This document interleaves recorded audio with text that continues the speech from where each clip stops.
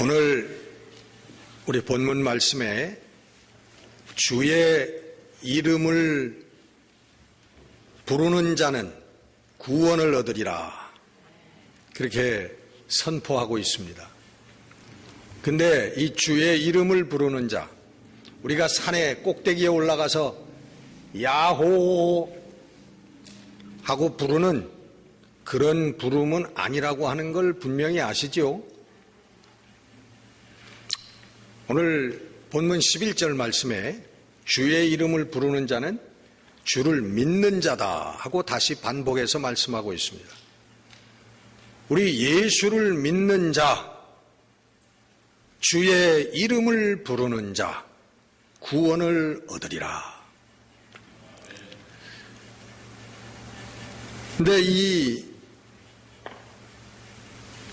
믿음으로, 예수님을 믿음으로 우리가 구원을 받는다라고 하는 것은 우리 성경에, 우리 기독교의 가장 근본적인 진리입니다.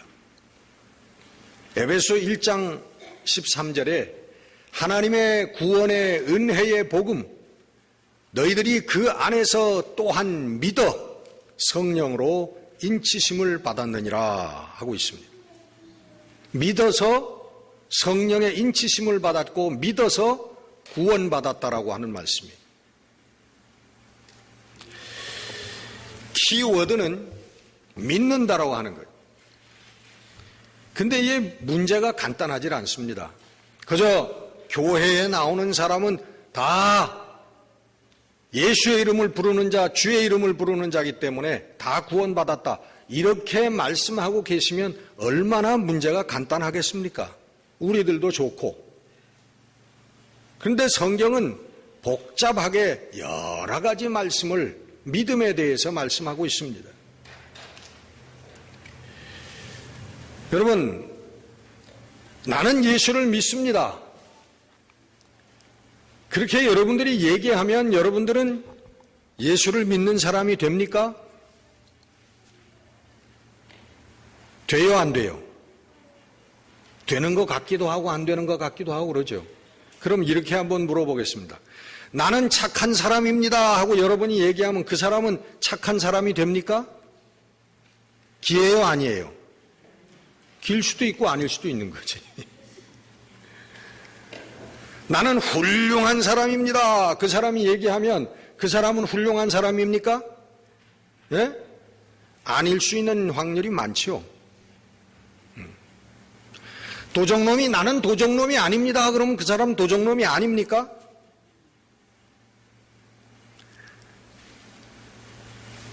우리가 말을 한다고 해서 나는 이런 사람이다 이렇게 한다고 해서 그 사람이 그렇게 되어지는 건 아니라는 거예요. 그러면 나는 믿습니다 하면은 목사가 이 사람은 믿는 사람입니다 하고 인정을 하면 그 사람은 믿는 사람이 되는 것입니까? 그것도 아니죠. 누가 인정해야 돼요? 하나님께서 이 사람은 믿는 자다, 믿는 내 자녀다라고 하나님이 인정을 해 주셔야만 그 사람은 믿는 사람이 되는 줄로 믿습니다. 그래서 주의 이름을 부르는 자, 주 예수를 믿는 자는, 하나님께 믿는다고 인정을 받는 자는 구원을 얻으리라, 이 말씀이에요. 여러분, 창세기 22장에 보면 아브라함이 우리 믿음의 조상인데 하나님께서 그 아브라함을 내가 이제야 내가 나를 믿는 줄, 경외하는 줄 아노라 하고 인정하시는 대목이 나옵니다. 하나님께서 아브라함의 믿음을 인정해 주셨다는 거예요. 어떤 때입니까, 여러분? 100세에 낳은 아들. 여러분, 우리 창세기 보면 아브라함의 기사가 길게 나오는데 그 중에서 많은 부분을 차지하는 게 그 이삭을 얻는 과정입니다. 하나님께서 내가 내 씨에서 많은 민족이 나오게 하리라 그랬는데 그 씨가 안 생긴단 말이에요, 아브라함에게. 그래서 종을 자기의 양아들로 삼았습니다. 그런데 하나님께서 그 사람이 아니다. 이제는 종을 취해서 아들을 낳았어요. 그 이스마엘이라고 이름을 지었는데 하나님께서 걔도 아니다.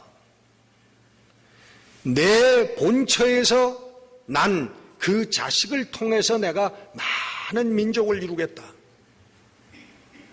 그런데 그때가 99살이 됐다는 거예요. 성경에 그의 부인 사라는 경수가 끊어졌다. 오래전에 끊어진 할머니가 됐다는 거예요. 근데 하나님께서는 자꾸 그 사라를 통해서 아들을 주시겠다고 얘기를 하시거든요. Impossible. 사라도 속으로 웃었고 아브라함도 웃었어요. 아유, 하나님 그런 말씀 마시고 그저 이스마엘이나 하나님 앞에서 잘 살기를 원합니다. 여러분, 이게 우리 하나님을 믿는 우리 성도들이 하나님께 드릴 수 있는 말입니까? 아유, 하나님 그런 말씀 마세요.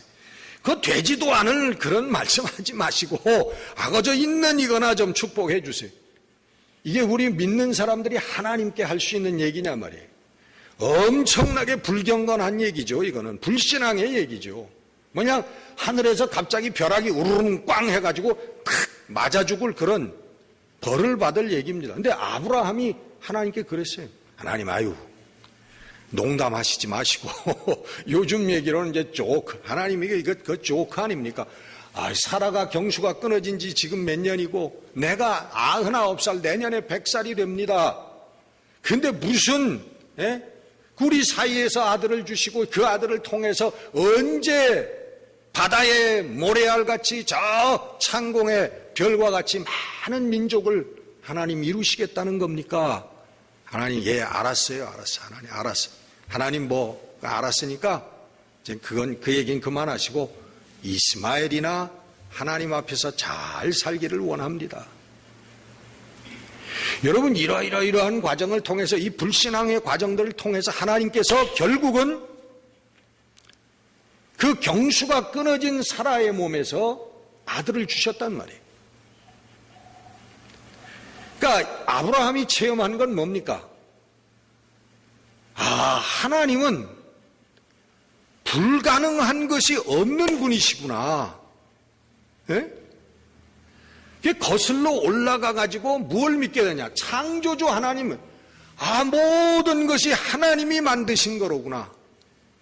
이 우주 만물, 우리 인생, 생사, 화복 모든 것이 하나님의 주관 가운데, 하나님 뜻 가운데서 이루어져 가는 거로구나. 이 전능하신 하나님을 깨달은 거예요. 창조주 하나님을 깨달은 거예요, 아브라함이.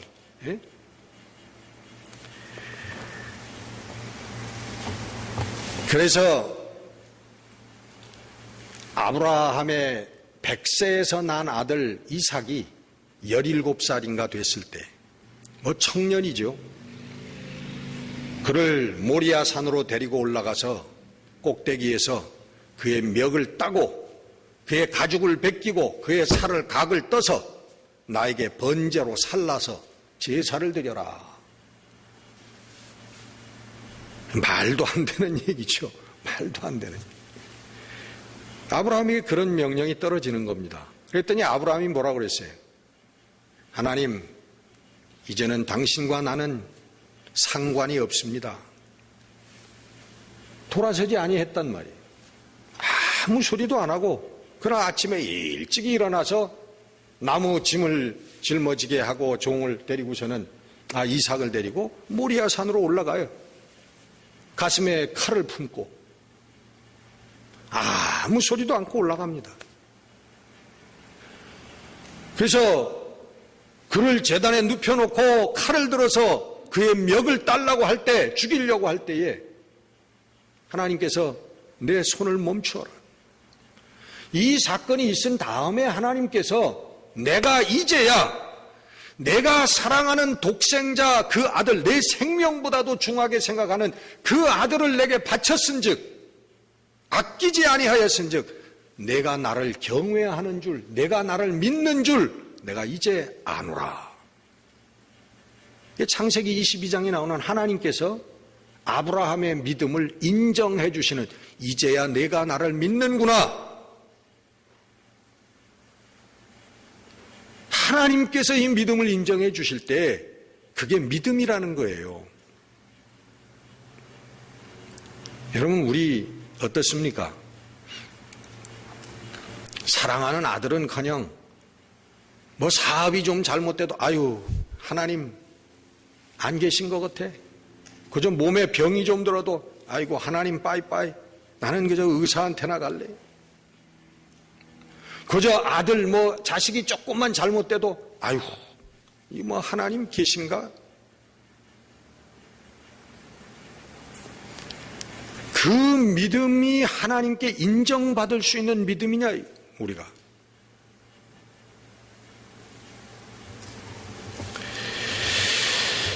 바울은 로마서 10장 오늘 본문 바로 앞에 10절 10절에 10장 10절에 이렇게 말합니다. 사람이 입으로 하나님을 시인하여 예수 그리스도를 시인하여 구원에 이른다. 마음으로 믿어 의에 이르고 입으로 시인하여 구원에 이른다. 그렇게 말씀하고 있습니다. 그 밑에 하나님을 부르는 자, 주의 이름을 부르는 자, 동일하게 입으로 시인하는 자, 주의 이름을 부르는 자, 예수를 믿는 자, 동일하게 이 단어들을 같은 선상에 놓고 사용을 하고 있습니다. 그래서 9절, 10, 그 앞에 또 9절 말씀에는 그것을 설명합니다. 내가 만일 내 입으로 예수를 주로 시인하며 또 하나님께서 그를 죽은 자 가운데서 살리신 것을 내 마음에 믿으면 구원을 받으리라. 자, 여러분, 입으로 시인하는 게 쉬워요? 마음으로 믿는 게 쉬워요?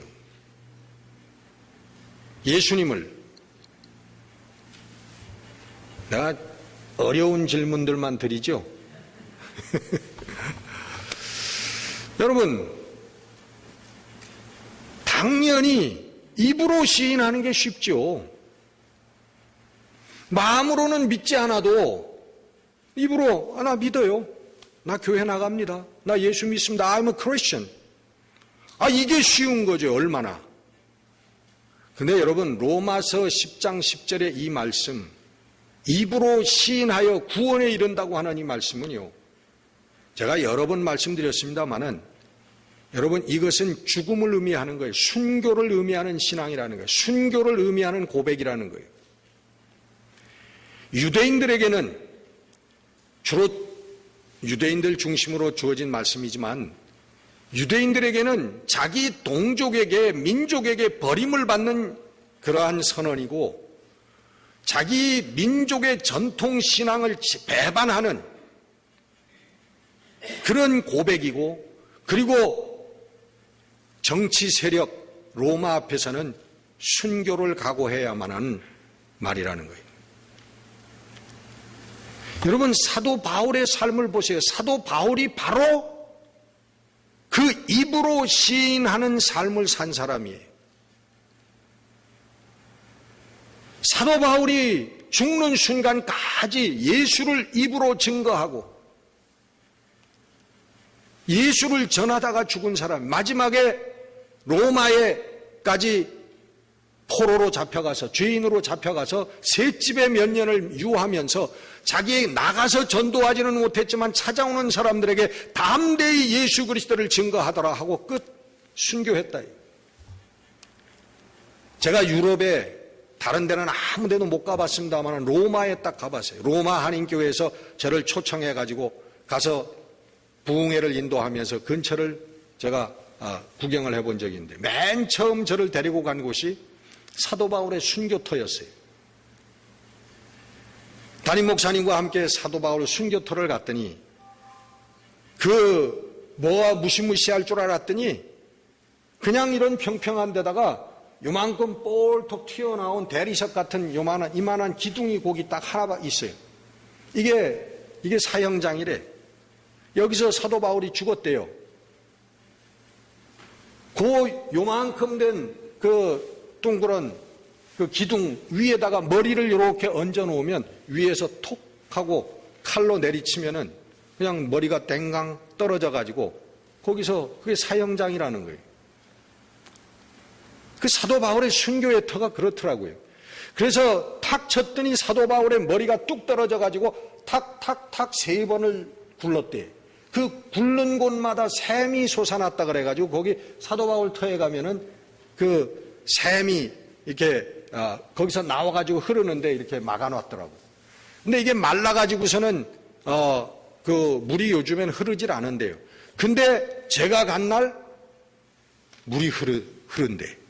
그래서 사도 바울을 좋아하고 사도 바울을 그 흠모하는 분이 오셔서 사도 바울의 샘이 흘러간다고.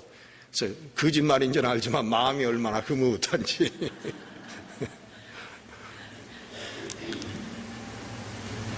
그럼 사도 바울이 주의 이름을 부르는 자, 주 예수를 믿는 자, 입으로 예수를 시인하는 자, 그 삶을, 그 신앙의 삶을 산 분이 바로 사도 바울이에요. 자기 얘기를 하는 겁니다.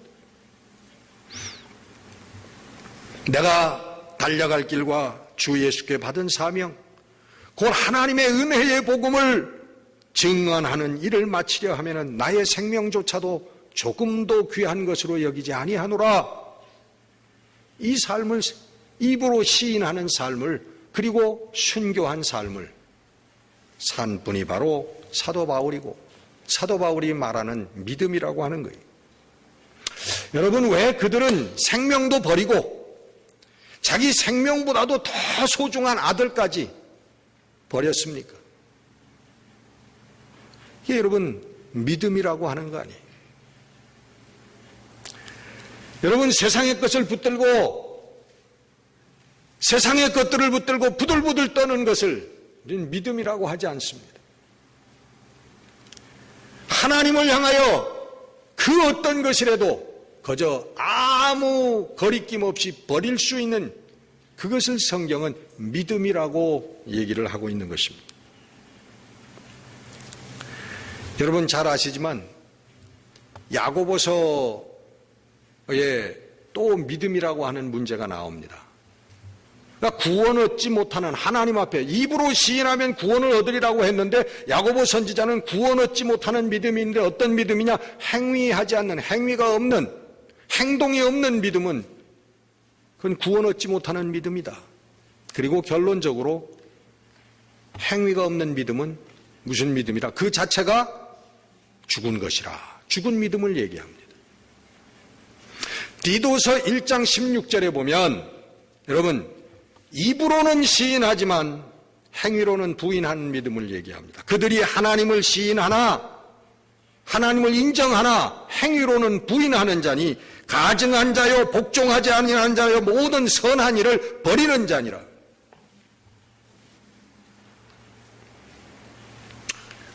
오늘 사도 바울은 선포합니다. 이 믿음을 가진 자는 부끄러움을 당치 아니하리라. 아멘. 여러분, 죄의 길을 걸어가는 사람들은 한때 평안한 삶을 누리기도 하고 이 세상에서 득세하기도 합니다. 그러나 그 결말은 부끄러움이에요. 저 어렸을 때지만 그 이후에 본 사진이지만 유명한 여러분 다 보신 사진일 거예요. 5.16 혁명이 일어난 다음에 그 유명했던 정치 깡패들이 오랏줄에 묶여가지고서는 시내를 쫙 그 헌병차에 끌려가지고서는 다니다가 결국 그러고 사람들에게 그것을 여기 뭐 나는 깡패다 이걸 붙이고 갔다가 결국 다 총살당해서 죽는. 여러분, 죄의 결말은 부끄러운 거예요. 죄의 결말은 멸망이에요. 여러분, 죄인들은 하나님의 통치가 이루어지는 날, 그날 영원한 부끄러움에 처할 것입니다. 예수의 이름을 부르는 자, 예수님을 믿는 자, 그 사람들은 하나님의 영원한 영광의 자리에 우리 하나님과 함께 할 것임을 믿습니다.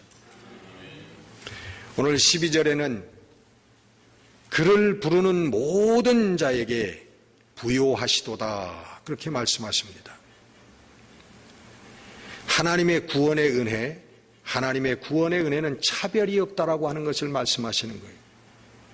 어떤 자든지 예수 그리스도의 이름을 부르면, 믿음을 가지면 하나님은 그를 차별하시지 않는다는 거예요. 가난한 자드나 부한 자나 배운 자나 못 배운 자나 세상의 부귀영화 권력을 가진 자나 무명의 무지렁이 같은 자나 그 어떤 사람이든지 예수 그리스도의 이름을 부르는 자는 하나님은 차별하지 아니하시고 그를 구원하신다는 거예요.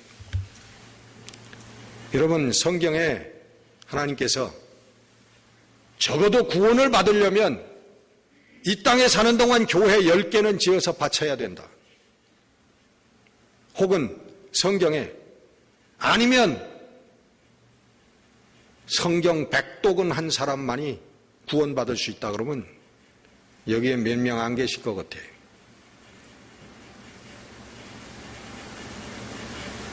여러분, 하나님께서 그런 어려운 기준을 두시지 않았다는 거예요.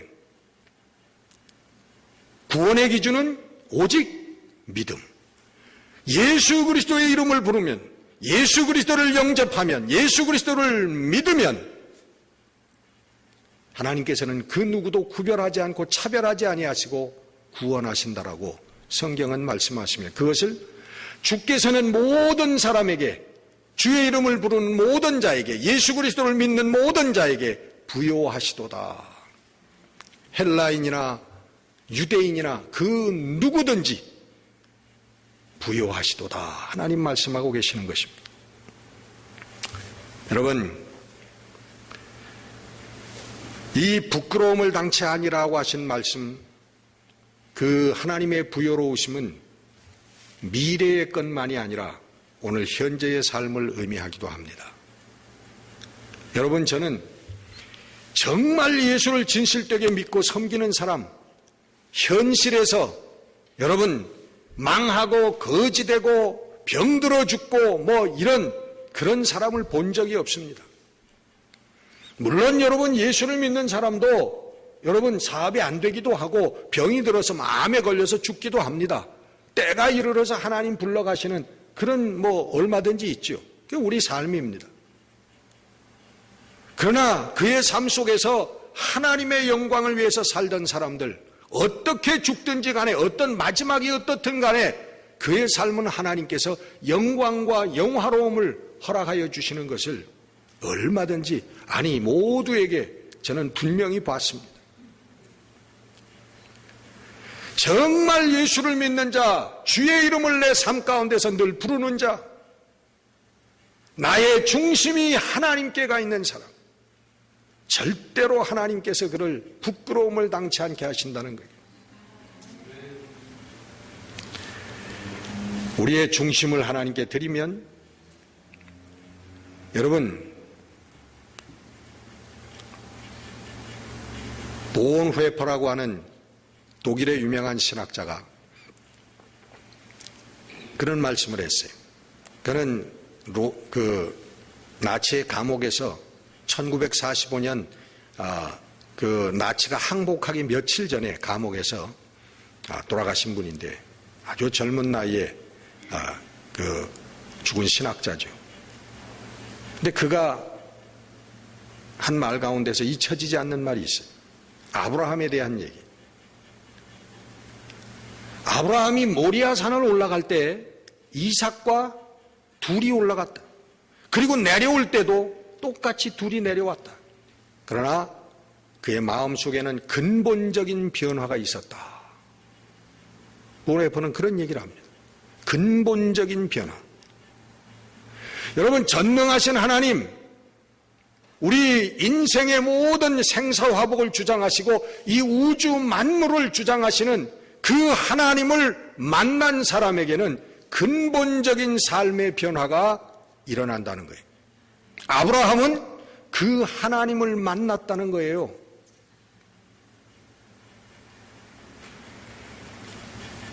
여러분, 아브라함은 자기의 백세에서 난 아들, 자기의 생명보다 더 귀한 그 아들 이삭을 하나님께 바쳤습니까? 안 바쳤습니까? 하나님께 바쳤어요. 저의 마음속에서는 이미 하나님께 바친 겁니다. 그러나 하나님께서 그를 받아서 잡수시지 아니하시고 돌려주신 거죠. 네? 이제 여러분, 아브라함에게 그 이삭이 더 귀중합니까? 하나님이 더 소중합니까? 아브라함의 삶에 어떤 것이 소중한가라고 하는 것은 설명할 필요가 없는 거죠. 그래서 아브라함은 믿음의 조상이 되는 겁니다. 믿음의 시조가 되는 거예요. 백세에서 난 자기의 생명보다 더 귀중한 그 아들 이삭보다 하나님을 더 소중하게 생각하고 그 그 삶이 바로 우리 믿음의 본이 되고 믿음의 시작이 된다는 거예요. 조상이 된다는 것입니다. 예수님은 나를 따르려거든 내 자신을 부인하고 나를 따르라 그랬어요. 바로 그것이 내 부인입니다. 내 눈에 보이는 내 눈을 부인하는 것이고 내 마음에 느껴지는 그 느낌을 부인하는 것입니다. 내 삶을 부인하는 것입니다. 그게 아브라함이 여러분 눈에 보이는 이삭을 여러분 부인하고 눈에 보이지 않는 하나님을 붙들었습니다. 사도 바울이 얘기하는 돌아 보이는 것은 보이는 것이 아니요 보이지 않는 것이 영원한 것이다. 이 하나님을 만난 거라. 우리의 삶에 아주 근본적인 변화가 혁명이 일어나는 것입니다. 우리는 그것을 우리 가치관의 변화라고도 얘기를 하지요. 중하고 경한 것이 바뀌는 것입니다. 가치가 없었던 것과 소중했던 것이 자리를 바꾸게 되는 것이. 그래서 마태복음에 천국의 비유를 예수님께서 말씀하시면서 밭에 숨긴 보화, 값진 진주, 그것을 발견한 사람이 쓸데없는 그 밭을 자기의 가진 모든 것을 팔아서 그 밭을 샀느니라. 천국이 그런 것이다. 그렇게 얘기하십니다. The young rich ruler, 젊은 부자 관원, 그 청년은 하나님의 말씀을 다 지키며 살아왔다고 고백했지만 내 가진 것을 팔아서 가난한 자들에게 나눠주고 그 다음에 나를 따르라 하신 말씀을 순종하지 못했어요. 마음에 근심을 가득 가지고 돌아간 무엇을 여러분 성경이 얘기하고 있는 것입니다.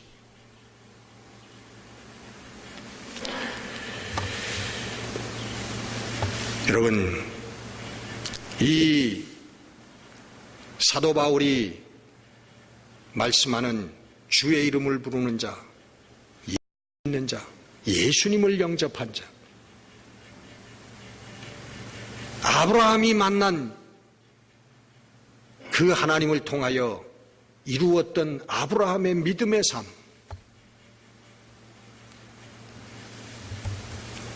창세기에는 그 삶을 바라보면서 하나님께서 심히 보시기에 좋았더라, 그렇게 말씀하고 있는 것입니다. 하나님께서 창세기 1장에 우주 만물을 창조하시고 인생을 창조하시고 에덴 동산을 창조하시고 그 에덴 동산의 동물과 식물들을 주시고 그리고 멀리 푸른 창공 하늘 우주를 바라볼 수 있게 해주시고 모든 것을 다 만드신 후에 우리 하나님께서 뭐라고 하셨어요? 보시기에 보시니 심히 좋으셨더라. 우리 하나님께서 보시기에 심히 좋고 아름다운 삶, 믿음의 삶, 주의 이름을 부르는 삶, 여러분 그 삶으로 돌아오시기를 바랍니다. 그 삶에 바로 서시기를 주의 이름으로 축원합니다. 기도하겠습니다.